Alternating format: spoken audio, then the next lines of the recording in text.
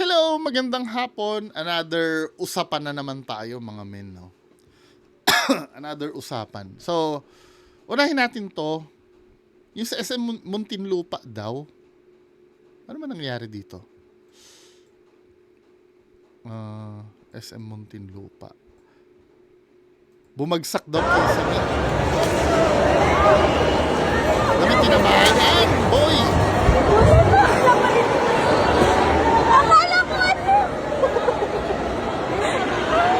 Laking portion na nawala, oh. Feeling ko kinalawang yan or nabasa to siguro. May tulo dyan. Nako, yari kayo dyan. Laking portion na bumagsak.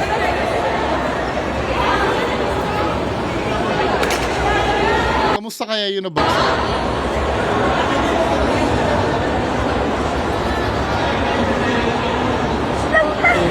Basan sa lang. Nasarapan ko lang. Sarap makichismis, no? Galing mo doon. Doon. Dito lang ako nakaupo. Nagulat na lang ako.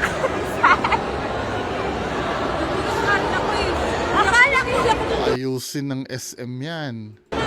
Siguro naman, kayang-kaya ng SM na i-compensate yung nalaglagan, di ba? Kung saan galing yung mga ano. Pagtingin ko doon. Nandito ako nakaupo. Ano nangyari sa pasyente?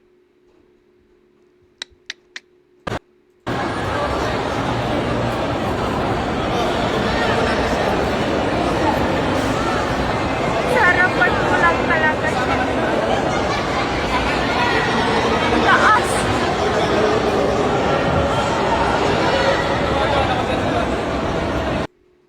Tingnan ko lang ha, ano bang gagawin nila dyan? Buti walang duguan, ano? May duguan ba? Anyway, Cordon! Cordon mo yung mga cordon.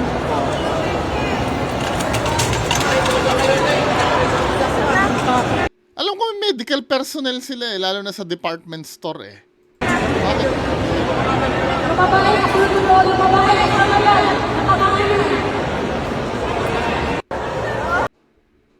Compensate nyo yan. Pa-check up nyo si ma'am. Diba? Hindi pwede yung ganyan. Kami nga no, sa supermarket, alam nyo men, yung may customer doon na nalaglag yung yung I think liquid sosa yata yon. Tapos na unseal, natamaan sa mata yung yung customer. Kami nagpa-hospital. Kasi nangyari sa loob ng store. Anyway, next. Ano yung susunod na video? Ito, pinasa ito ni Ma'am Apple. Oy, si Sir Tatalino pa-shoutout daw sa asawa niya kay Leia. Kay Ma'am Leia. Sabing ganon, ikaw kasi hindi mo ko pinatulog. Alam mo naman Sabado at Linggo lang pahinga ko. Nagalit kasi daw kayo, ma'am. Kasi natutulog lang daw siya kanina. Syempre, 'di ba? Sabado at Linggo lang naman ang pahinga. Tapos pagagalitan mo pa si Sir. Ay, nako. Si Ma'am Apple din, pa-shoutout. Ma'am Apple, siya yung nagpasa nitong video na to eh.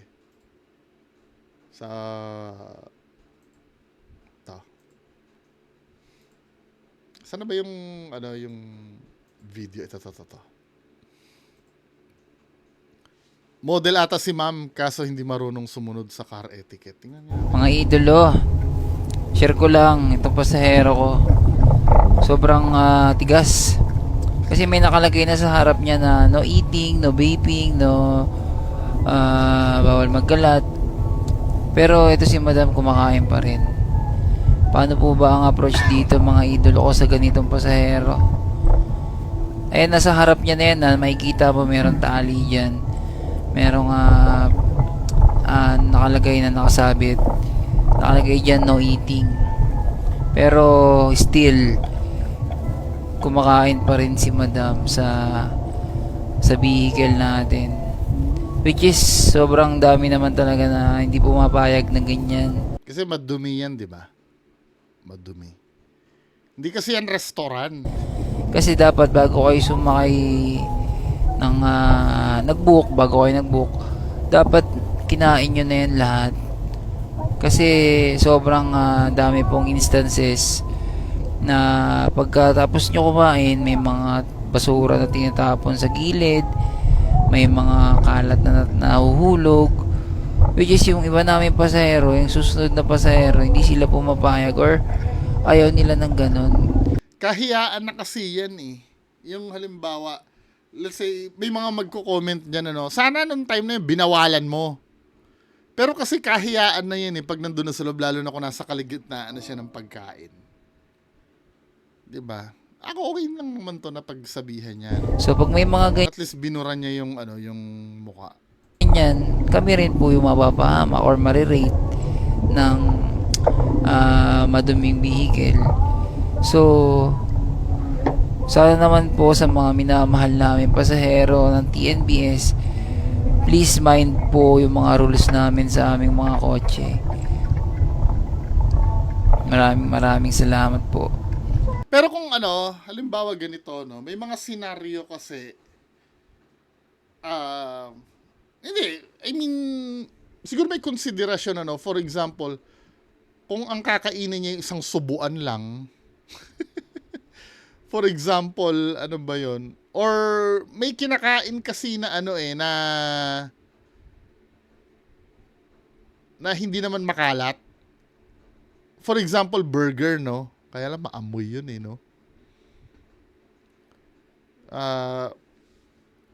Siguro kung makikita mo naman na minamanage niya naman yung halimbawa, unang-una, hindi makalat yung kinakain. Kasi itong sa kanya, makalat ito eh. Yung may nilalagay pa siya na parang sauce ba yun? Na pwede kasing ang mangyari, matilapon yan dyan, di ba? Mahirap linisin yun. Then, second, kung manageable naman yung kinain, nakikita mo naman maingat, naglatag. Hindi, sinasabi ko lang ito kung bibigyan yun ng konsiderasyon. Pero, syempre, kailangan igalang pa natin yung rules. Kasi, may time kasi na nagmamadali. Alam ko ba't nagtatanggol ako? Guilty ako dyan minsan.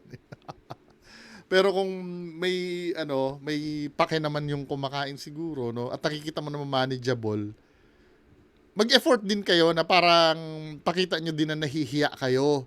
Or, magpaalam kayo sa sa driver. Malilate na po kasi ako pwede bang kainin dito? Siyempre, sasabihin naman kayo dyan, basta wag nyo lang po kayo magkalat ha. Okay na yon siguro.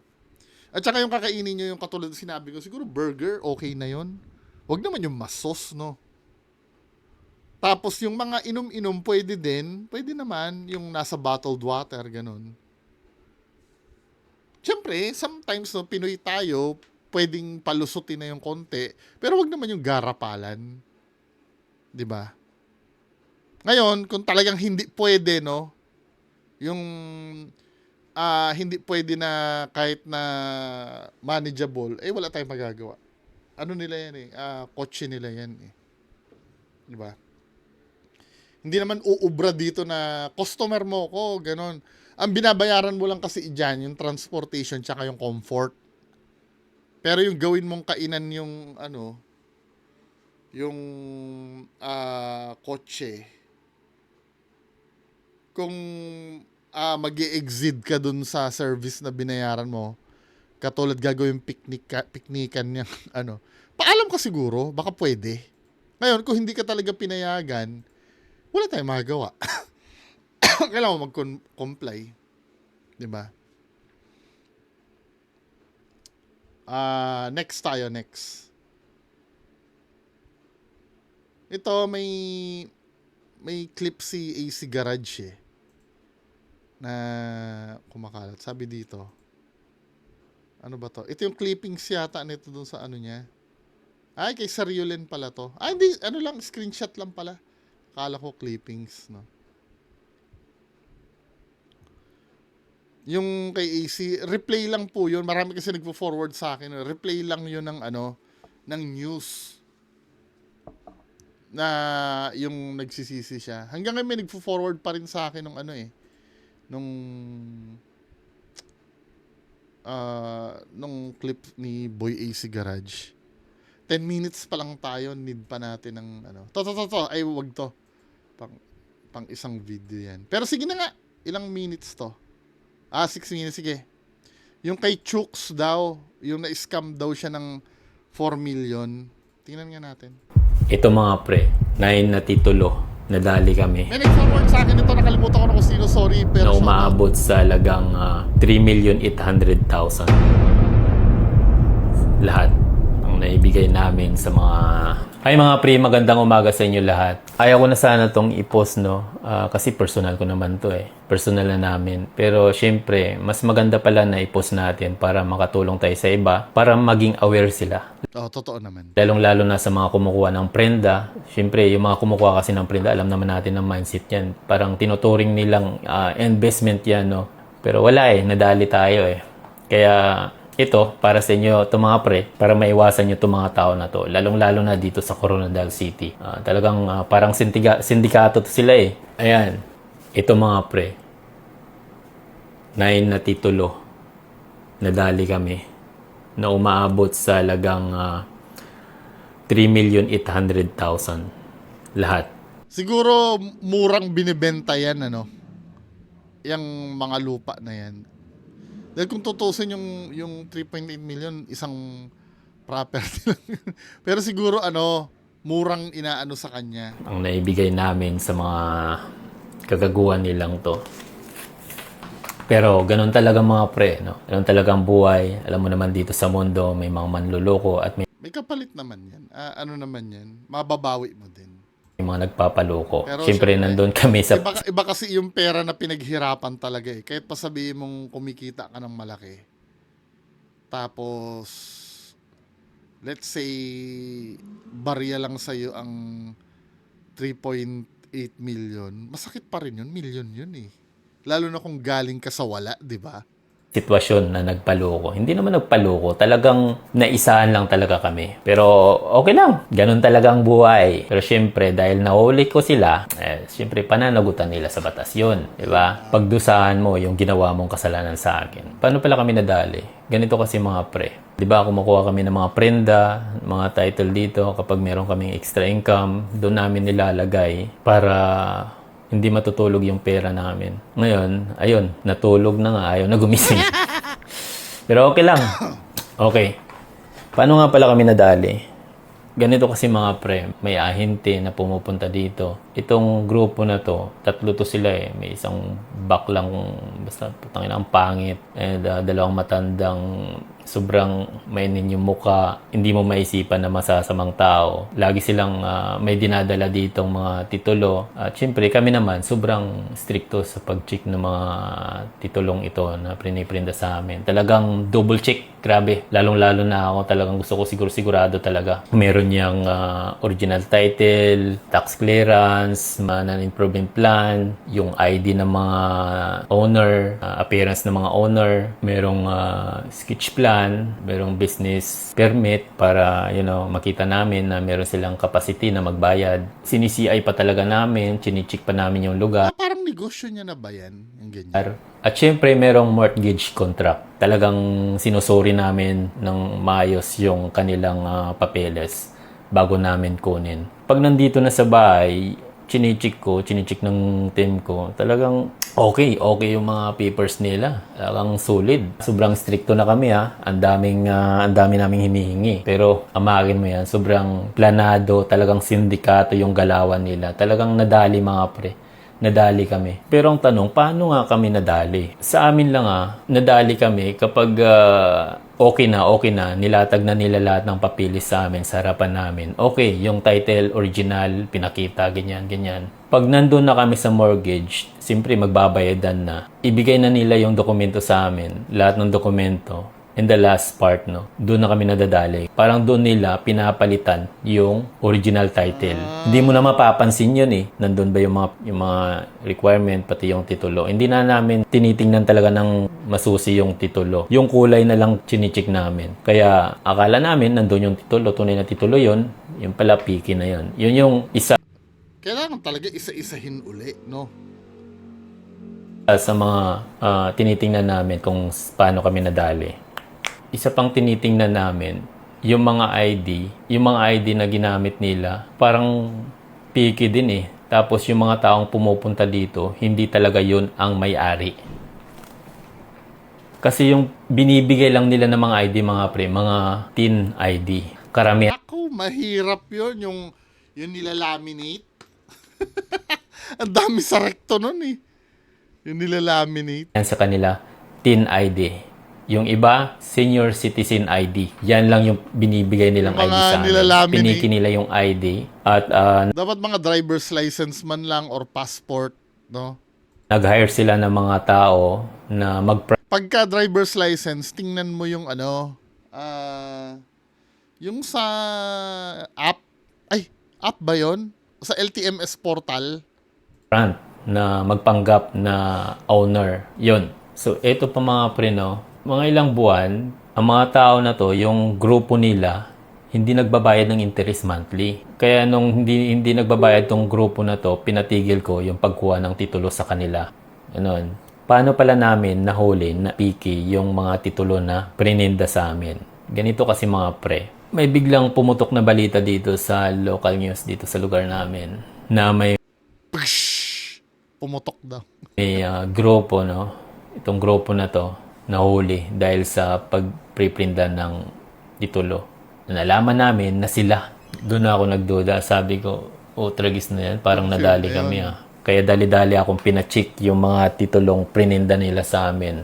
So yun, pinapunta sa ROD kasi sila lang yung may kakayahan na i-verify kung legit ba yung titulo. Sa dami naming pinasa doon, yung siyam lumabas na piki. So nung nalaman ko yun, ano ba yung natutunan ko sa sitwasyon na Akala ko ba mahigpit kayo? Hindi ba pwede na sa una pa lang ipacheck nyo na agad? Kung totoo. to, yung nangyari sa life ko na to. Kahit gaano kaamo yung mukha, kahit gaano kabait magsalita, o kaya magtitiwala. Kilalanin mo muna yung mga taong yung lumalapit sa'yo or dumadating sa buhay mo bago ka magtitiwala. Ang hirap magtiwala sa tao, no? Kapag pira ng usapan, talagang Kahit nga kamag-anak pa minsan eh. Di ba? Well, ganun talaga ang buhay. gagaguhin ka. Malaking damage sa akin, pero ganun talaga eh. So, paano ba natin ito maiwasan mga pre, no? Kahit meron ka ng mga kumpleto na yung dokumento na provide nila sa'yo, lahat meron na. Yung ID talaga mga pre. 3 valid ID, hingin mo. Or 2, 2. Dapat passport ID, Oo. national ID. Yung mga Driver's ID talagang license. valid talaga. Pangalawa mga pre, pagkatapos Valid naman yung iba. Ang problema kasi, madaling pekein yun. Yung nilalaminate lang.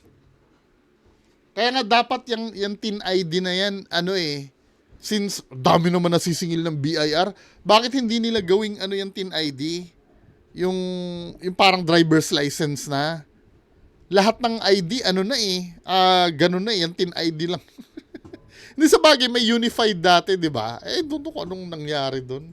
ilatag yung mga dokumento sa inyo sa una pa lang, kahit sa last part ng transaction nyo, i-double check nyo pa din. Kasi doon minsan, yun talaga naisip namin na dali kami, pinalitan yung titulo nung pag-exchange na ng example, bigay namin pera sa kanila, Dapat picturean bigyan din. nila dokumento sa amin. Kaya sa mga taga Coronadal dira, baka may kilala kayong mga tao na kumukuha ng prenda, baka nadali din sila ng mga grupo na to. I-check nyo na yung mga titulo nyo, no? I-check nyo na yan.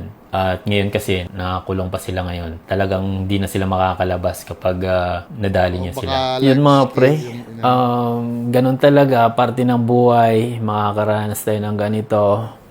Oo, lahat yan, Kaya lang, maganda rin kasi ito na sinishare para magkaroon din ng awareness din talaga yung iba. Marami talaga manluloko sa Pilipinas. Kaya minsan nagtataka ako doon sa ibang kababayan natin eh, no? Mapa-politics, yung ang bilis magtiwala, no? Para bang pwede na nilang ilaban ng patayan yung isang tao dahil napanood lang sa social media. Hindi si Tito Norms yun ah. Anyway, yan lang po muna ang pag-uusapan natin. Magandang hapon sa inyong lahat. Bye-bye.